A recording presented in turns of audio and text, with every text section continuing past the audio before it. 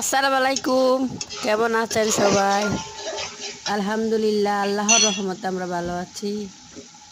এই তো দুপুরে রান্না বান্না শুরু করে দিছি। এখন রান্না করছি হচ্ছে ছোট মাছ দিয়ে চচ্চড়ি, ছোট মাছের চচ্চড়ি।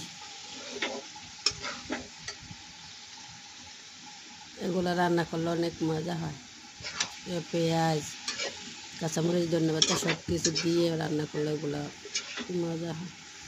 এগুলো তো চট্টগ্রাম মানুষের ফেমাস, আমরাও খাই মোটামুটি। ছোট মাছ খেলে শরীরের জন্য ভালো। রান্না করতেছি। ভিডিওটা ভালো লাগলে সবাই লাইক দিবেন, কমেন্ট করবেন, শেয়ার করবেন।